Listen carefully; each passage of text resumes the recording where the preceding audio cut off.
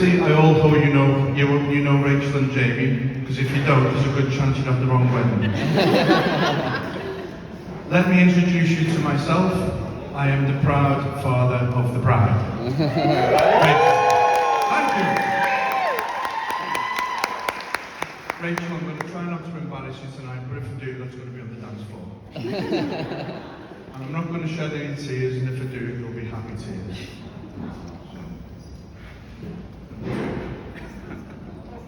We're all privileged that everyone could come here today and spend this special time, and we appreciate you for coming.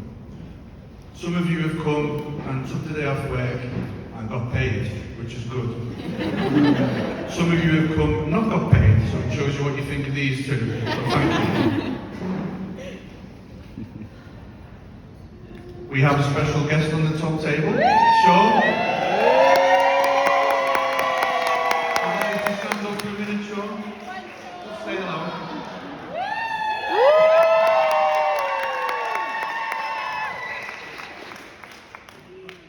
Sean has flown all the way from Australia to be with us today.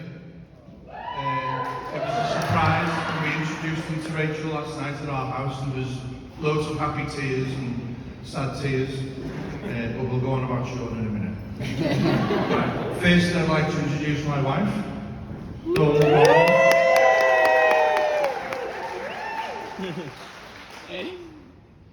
I thank Dawn so much for helping to bring Rachel up from the age of 12. She wasn't a biological mum, but after being with Rachel for so long, she became Rachel's mum, and thank you for that. And you look lovely as well. I had to get that one in. And I'd also like to thank Martin and Debbie, or introduce Martin and Debbie, Jamie's mum and dad.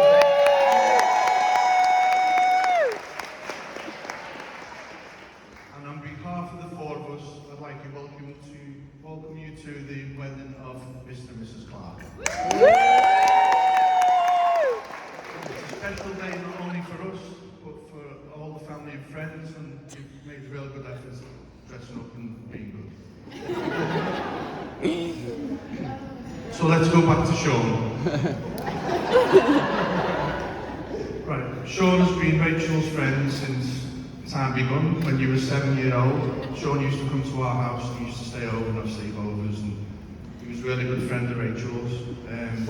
They stayed good friends, they went to college together, and then he went to Carlton here, and Rachel went to Broughton Hall. Now when Jamie started taking eyes at Rachel, she knew that he was in the same school as our friend Sean. So she got Sean's guidance and said, "What's Jamie like?" And he said, "He's a really good fella. Then you should go for it with him." And the rest is history. So Sean's got a bit of a do to how we've got these two together. So well done,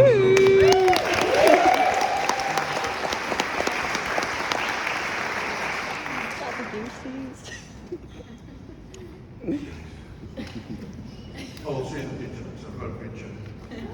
On the 26th of May 1994, Rachel arrived a perfectly healthy. You okay? Baby girl. We've got a midwife in the audience here. It was quite a long birth. We had 3 midwives. I watched a lot of films, and it was quite good. And Auntie and my mum waited outside while we waited patiently. And in the end, Rachel arrived at 11 o'clock in the morning. Simpsons forceps, so she had a bit of a cone head. So what have we got here? After a few hours it went down. Our bond started from that minute. She was just a perfect, healthy girl. Right, that's it. Right, we called her Rachel Frances from Holland because my mum had the middle name Francis. Sorry for the people who can't see the back. They had a very special bond together, and my mum would be very proud of how you turned out. She's looking down at us today, and tonight we're going to have a Baileys for her. Rachel was my little rock in time of need. From the age of 7 to 12, we lived on our own. This is when I first invented the onion head. It was the only hairdo I could do. Where's Jennifer? Sorry Jennifer, because she got it too. I did practice this when she was a bit younger, so the practice going when she was age, right? In 2006, my wife, Dawn, came into our lives, and she come down the M62 from Birmingham, looking enough at the time, she was a hairdresser. So my onion days were retired. No more onion days. Rachel was 12 by this time, so the time was perfect. We had all the girly stuff going on, and Dawn stepped in, and I know that Rachel was so proud to call you her mum. Although, I've got to say something else, we've become a family of 7 by that time, because along the motorway, Dawn brought Millie and Kia. Now, this is Jennifer. Where's Kia? Right, from day one, they started to squabble, and 17 years later, they still squabble. So nothing's changed. Rachel's always been a model child, so I've got no embarrassing moments, thank God. And I was thinking, should I show Rachel's first true love? Would it be appropriate to show it on this day? But you know what, I thought I'm going to show Rachel's first boyfriend, first true love, but I said to her it would never last. And it didn't last, he melted in about an hour.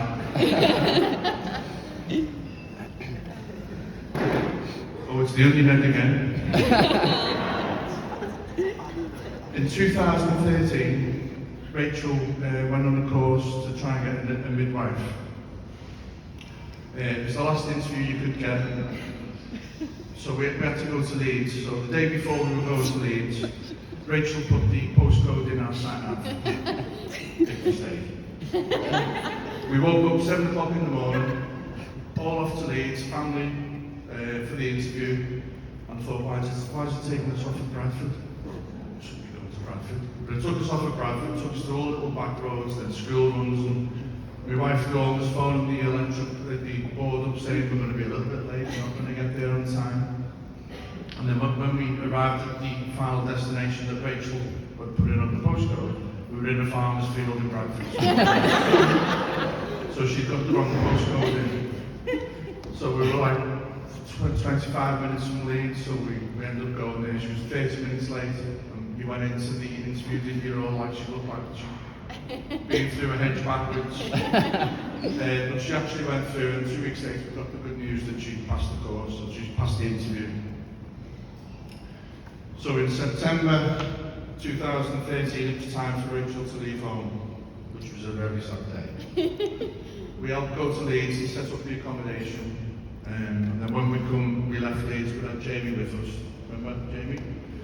And on the drive home, there wasn't a dry eye in the car. We were all sort of crying and so sad. Anyway, it was probably the hardest thing to do when we were all very quiet on the journey home. Then came Freshers Week. Rachel was quite homesick, and she used to phone us up and think, oh, she's not going to last this course. But then Freshers Week started. She started partying, meeting all other midwives and whoever else, students and everyone else. And she also found the many sick buckets. We used to get thought, I don't feel well, Dad, I feel sick. And Jamie and Rachel had to do a 3-year stint then away from each other, and it shows you how good their relationship was because they lasted the test of time. So it was a good thing to do.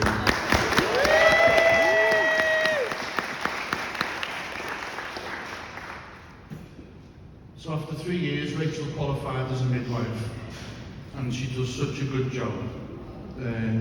She's the most caring, dedicated person you could have to do in her profession. So we're so proud of her. And from ending up in Leeds in that farmer's field to where you've been today, we're so proud of what you do. And midwifery runs in the picture, because her auntie's a midwife.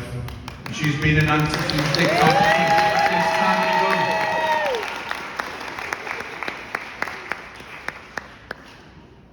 Rachel, we all know the effort you put in work and the effort you put in life. You're the most caring, sensitive, lovely person.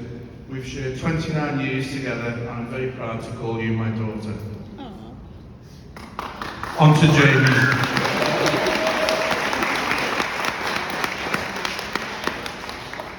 So we first met Jamie in 2011, and Rachel said, I'm bringing my boyfriend now, and we said, that's fine. But we were a family of 7, so it was quite difficult when people come to our house, because you had 5 kids and all.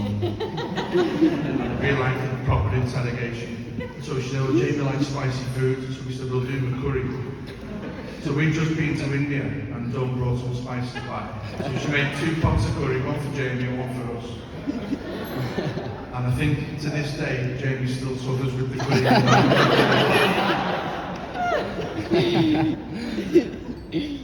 think it was the hottest curry you've had in your life.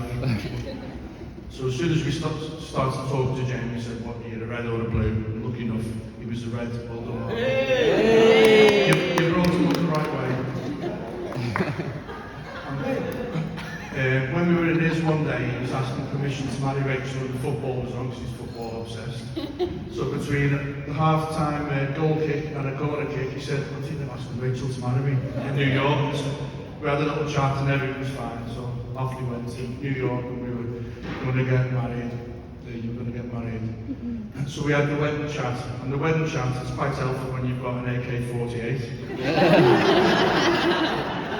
It went quite well and he agreed to everything. So off we went to New York, and James said he was going to ask her to marry her in New York. So we were thinking, when's he going to ask her? So about 3 or 4 days had gone on, and he started asking us, so I said, James, when are you going to ask her? And we booked the movie tour. So he said, I'm going to ask her on the movie tour. She thought, oh great. So anyway, off we go on the movie tour. Home Alone Hotel. We all get off the bus. I thought he's going to ask her here. No.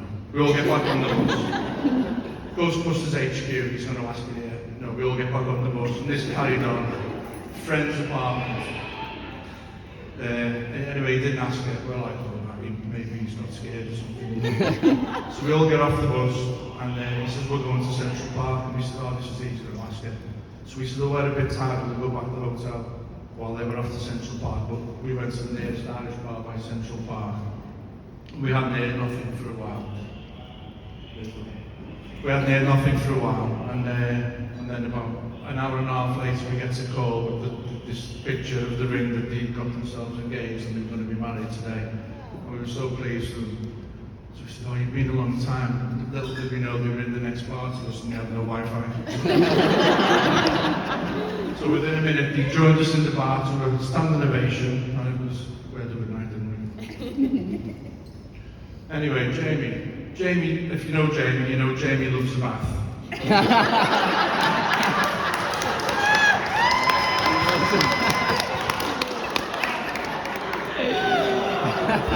I've spoken to his dad about this water addiction. And if you're going out, you think, where's Jamie? He's in the bath. They bought a lovely house together. And the first thing Jamie was looking at, not if the roof is fine or the foundations are good, where's the bathroom? How's the bath? And when they first bought the house, first thing they did the bathroom on. So I spoke to his dad and it happened at an early age. When Jamie was very young, he used to love getting in the washing machine. Do you remember them days, Jamie? Now, I hope nobody hears from social services, because if you are, you're 27 years too late. Jamie also loved to sing.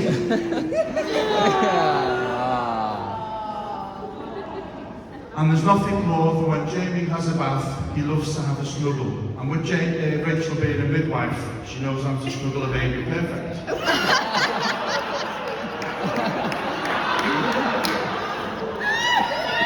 So after this bath break, Jamie has a snuggle. And one thing I've got to thank Jamie for is when we went to Madrid, when we lifted number 6, we'd been out all day from 9 o'clock in the morning and it was quite late. And I'd slipped on a bit of glass and did some damage to my elbow. I was bleeding quite bad, wasn't I? All over me. All over everyone. So Jamie and Thomas patched me up. We carried on till like 4 in the morning. But what Thomas did, they've kept me shirt, and for this this Christmas that just gone, Thomas has given Jamie my Christmas, that's a Christmas present, the shirt that I had on, the bloodstained shirt as a Christmas present to Jamie.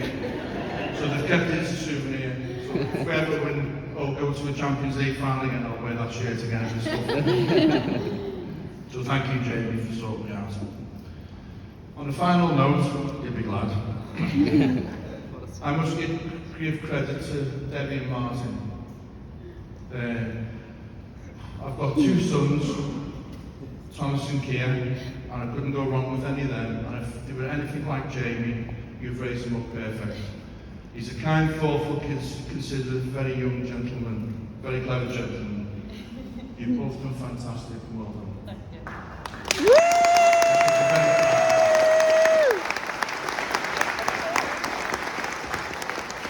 And today, I'm proud to call you my son-in-law.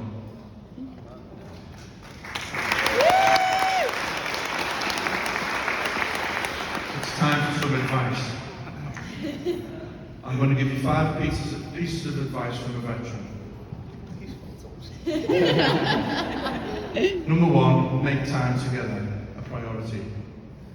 Number 2, choose to love each other, even those moments when you will hate each other, and then times will come, I'm telling you. Number 3, make laughter and soundtrack the soundtrack of your marriage.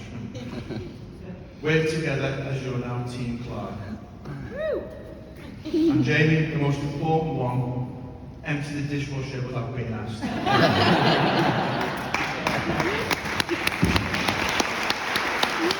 Please everyone be upstanding and let's raise a glass. I speak for everyone in the room. I wish you a lifetime of health, happiness and laughter together. I wish you a successful, happy marriage for many years to come. To the new bride and groom, the new Mr. and Mrs. Clark. Ladies and gents, let's have a massive round of applause here for Martin.